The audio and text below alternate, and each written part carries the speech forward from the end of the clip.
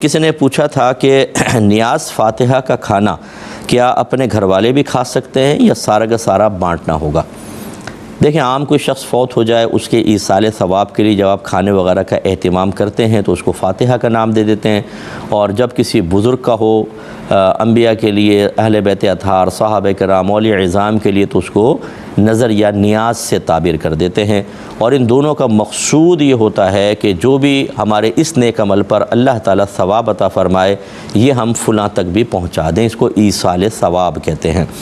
بعض حضرات اس کو کہتے ہیں یہ جی ناجائز ہے کیونکہ غیر اللہ کا نام اس پہ لیا جاتا ہے۔ میں آپ کو پہلے بھی بتا چکا ہوں، لیکن ایک دفعہ پھر عرض کر دیتا ہوں کہ اگر اس قسم کا کھانا بنایا جائے، کھانا صرف اللہ کے لیے بنے گا، اللہ کی رضا ہی مطلوب ہو، ثواب اللہ ہی دے گا، اس سے اللہ کا قرب حاصل کرنا ہی مقصود ہو بس، اور کچھ بھی نہ ہو، بس یہ نیت ہو کہ اس کے بعد اللہ تعالیٰ اس پر جو ثواب عطا فرمائے گا، وہ ثواب میں فلاں کو ایصال کر دیتا ہوں، بھیج دیتا ہوں، میں دعا کر دیتا ہوں اللہ تعالیٰ اس کھانے نیک عمل کا بدلہ جو مجھے ملے،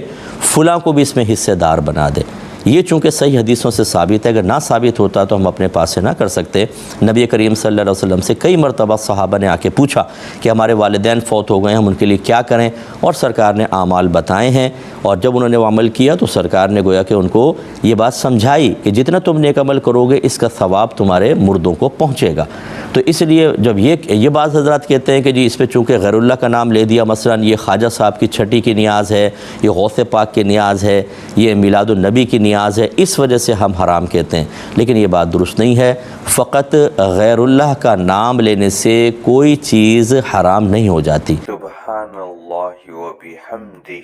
سبحان اللہ العظیم۔